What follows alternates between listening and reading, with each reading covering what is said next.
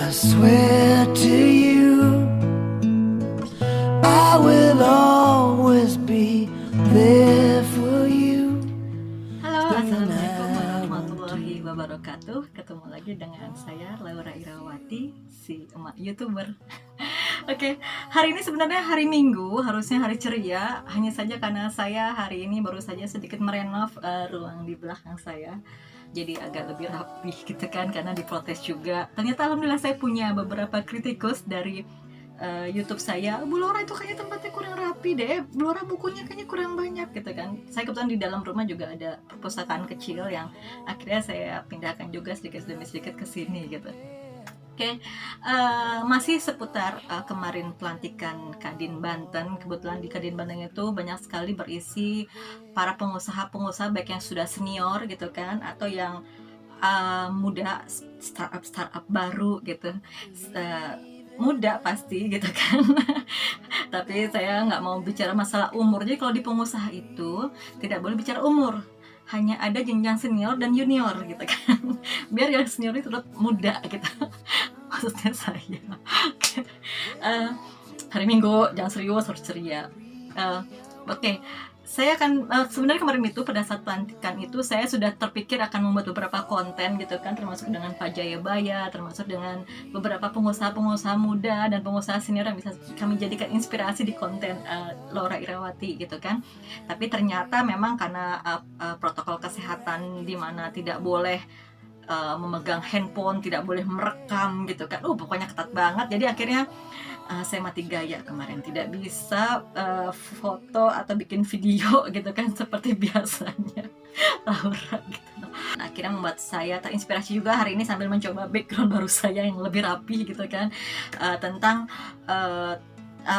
cerita beberapa sahabat baru di Kadin, di pengurus Kadin provinsi di 2020-2025, untuk sedikit men-share, kemudian menggabungkan beberapa cerita sambil ngobrol gitu kan dengan teman-teman yang ada. Ini sebenarnya juga saya selalu sampaikan dalam berbagai acara di mana saya diminta menjadi narasumber gitu, bahwa sebuah acara seminar atau pelatihan itu cukup targetnya adalah 10-20% isinya gitu loh.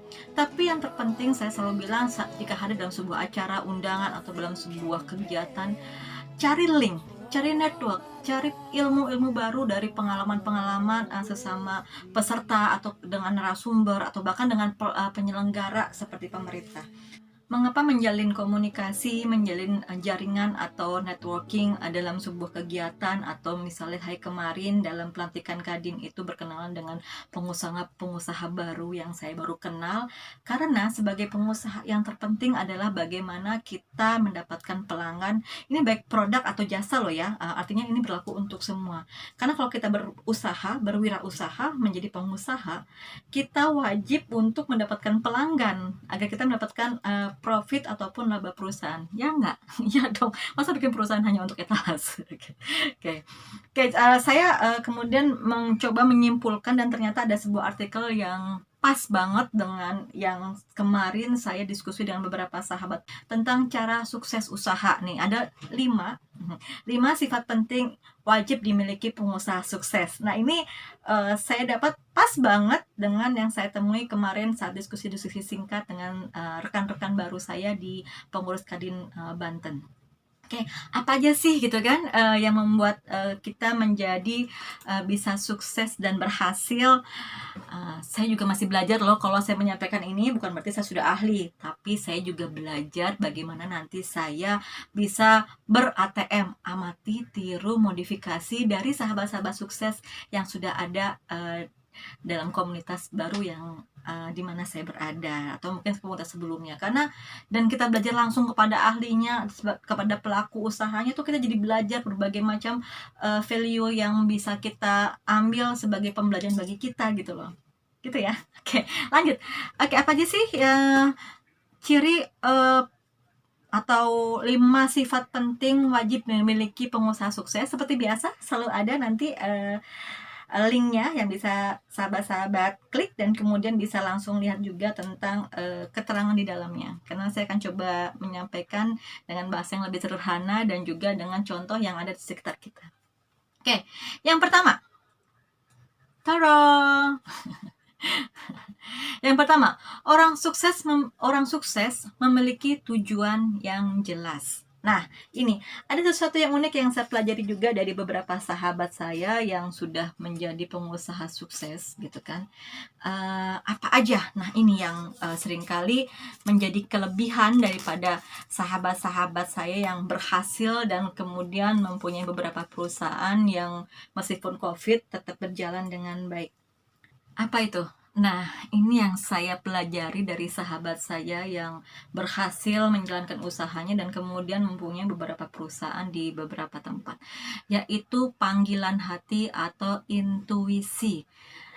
Seringkali saya surprise gitu kan saat saya diskusi dengan sahabat saya tentang membuat sebuah decision atau keputusan dalam menjalankan usaha. Jadi ada intuisi di mana itu kemudian berhubungan.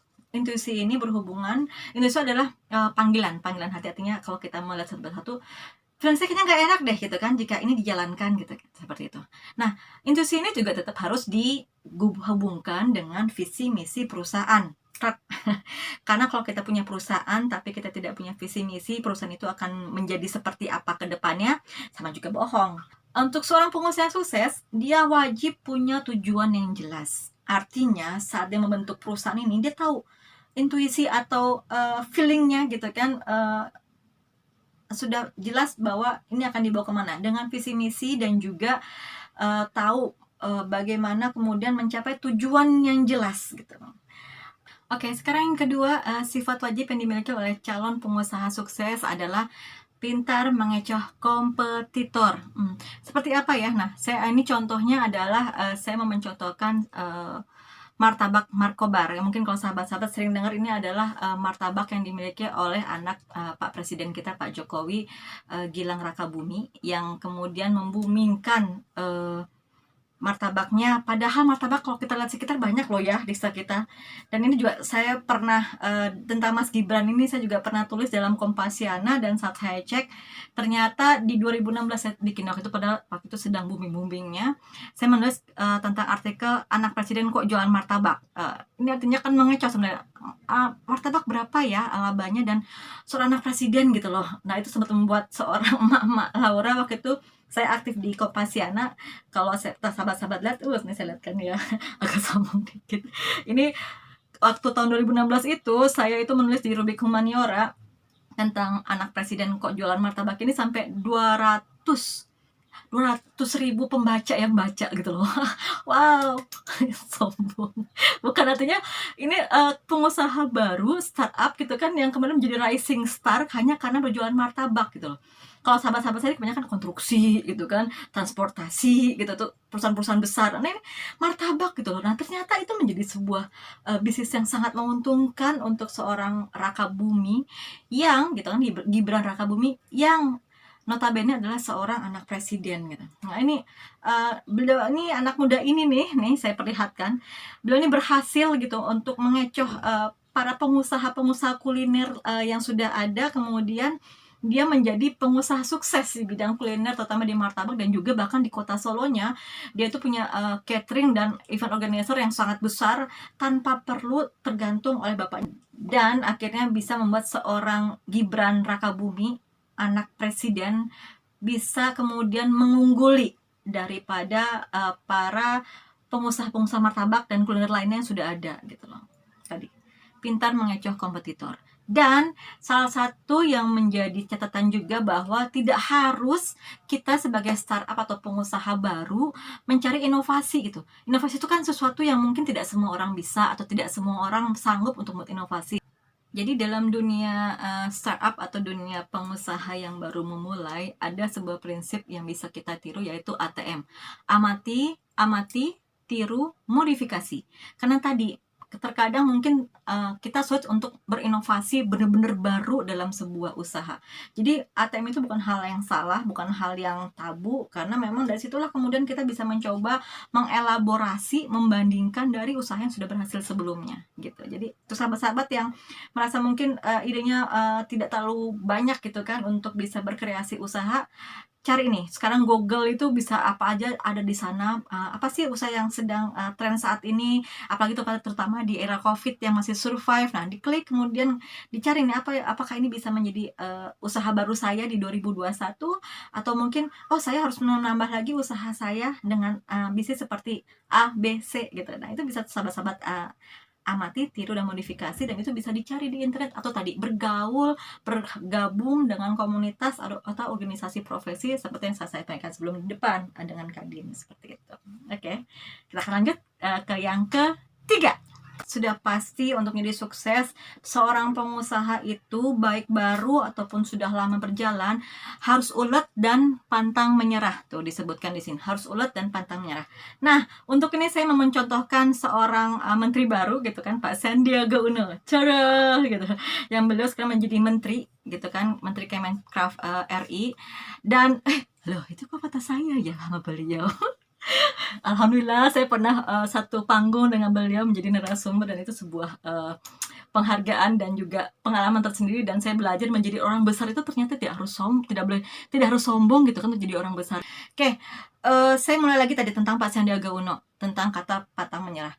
Jadi saya waktu itu kebetulan mendengarkan talk show beliau sambil jalan menuju Jakarta dengan, saya lupa, Radio El Sinta atau apa itu saya lupa. Jadi beliau itu ternyata menjadi besar seperti sekarang bukan hasil instan. Saya sedikit sambil saya cek ya autobiografi beliau. Jadi tahun 93 setelah sekolah di Amerika, beliau kemudian balik ke Indonesia dan kemudian bekerja di perusahaan Singapura, kemudian perusahaan asal Kanada, dan terjadi krisis di tahun 1997. Di situ kemudian beliau di PHK. Sandiaga Uno gitu loh, di PHK. Jadi kalau sahabat-sahabat saat ini sedang di rumah dan tidak bekerja karena di PHK, don't worry, be happy. Seorang Pak Menteri pun sempat di PHK. Kemudian setelah di PHK, saya melihat di data ya tentang autobiografinya seorang Sandiaga Uno. Jadi beliau itu setelah itu ditolak oleh 25 perusahaan untuk bekerja. Bayangkan loh, lulusan Amerika gitu S2-nya ditolak oleh banyak perusahaan. Ini sampai 25 perusahaan yang menolak. Tapi dari situ kemudian beliau berkreasi gitu kan. Ulet tadi, sifat yang harus dimiliki, ulet dan pantang menyerah. Akhirnya beliau membuka jasa konsultan accounting. Nih saya di sini. Beliau itu harus menjalani dulu 10 tahunnya bersama sahabat beliau yang bernama Edwin Suryajaya. Nanti sahabat-sahabat bisa lihat deh, klik deh di Google. Everything in Google now gitu kan. Jadi bisa belajar deh pengalaman para pengusaha-pengusaha sukses yang ada. Dan saya mendapatkan, ya serius ini, saya mendapatkan banyak sahabat-sahabat yang sukses usahanya sekarang. Itu memang mulai dari yang pahit dulu gitu loh. Nggak ada dia langsung besar gitu. Ada sih, dulu sahabat saya Pak TB Iman Haryadi, karena bapaknya sudah kaya, kemudian dia tinggal melanjutkan. Maaf ya Pak Iman. Nah, tapi sahabat-sahabat yang besar yang kemudian dia survive itu kebanyakan adalah mereka yang benar-benar mulai dari nol gitu loh. Kemudian gagal ini memulai usaha yang lain, gagal ini memulai usaha yang lain. Nah, Pak Sandiaga Uno ini dia butuh 10 tahun untuk bisa membuat perusahaannya di CEO Saratoga Capital, pimpinan PT Andaro Energi Tbk, PT Tower bersama infrastruktur. Oh, banyak banget. Itu tadi baru kemudian sukses membuka setelah 10 tahun kemudian, dari 1997, baru di 2007 dia mulai bisnisnya semakin meningkat gitu, dengan melesat dengan cepat. Saya kan juga karena keuletan dan juga pantang menyerah tadi. Coba kalau setelah ditolak 25 perusahaan kemudian dia patah semangat dan kemudian akhirnya dia tidak melakukan apa-apa seperti itu. Jadi yang ketiga yang sukses adalah ulet dan pantang menyerah. Oke, ini yang keempat, sifat wajib yang dimiliki oleh pengusaha sukses adalah bisa bertahan di tengah situasi yang tak menentu. Nah, untuk ini saya akan memberi contoh seorang pengusaha muda UMKM namanya Mbak Nana. Cerah. Nah, semoga nanti kalau teman-teman atau sahabat-sahabat mau kepo dengan Facebook dan IG-nya, beliau ini adalah salah satu pengusaha muda yang sekarang dengan adanya COVID ini malah naik luar biasa berlipat-lipat. saya waktu itu mengisi acara bersama Mbak Nana ini. Tadinya saya pikir karena COVID semua terkena gitu ya. Tapi wow, pada saat kemudian ini waktu itu kalau tidak salah saya mengisi acara webinar milik FEB Untirta Banten gitu kan. Bersama Mbak Nana ini untuk pelaku UMKM-nya, saya dari konsultan IKM-nya. Jadi waktu itu beliau bilang bahwa di krisis ini malah naik luar biasa, bahkan sampai 100 juta lebih per bulan. Wow, bayangkan saat kondisi kuliner lain ya, atau mungkin jangankan kuliner, yang di luar kuliner seperti garmen dan kerajinan itu turun drop sekali, seperti sepatu Laura gitu kan. Nah, beliau ini, anak muda ini, Mbak Nana namanya Nana, ini malah naik gitu kan.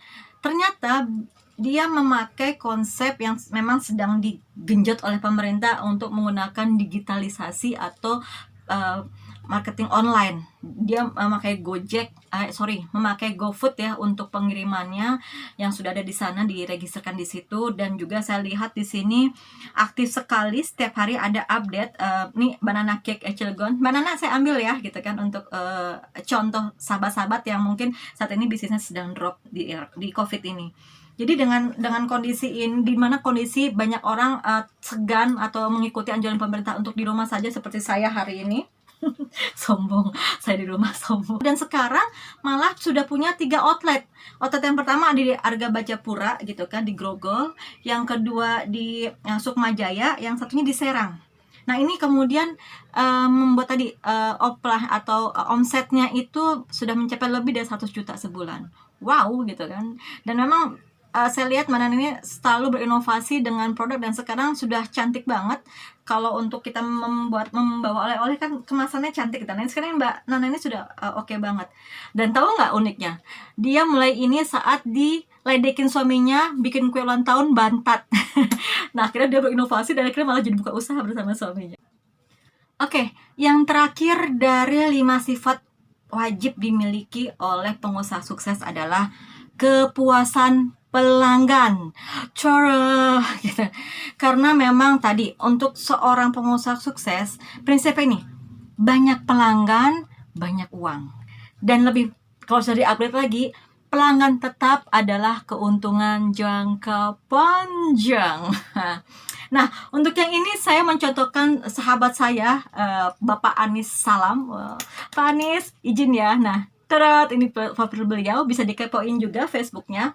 Jadi beliau ini adalah sebelum setahun yang lalu beliau pensiun sebagai kepala cabang BCA.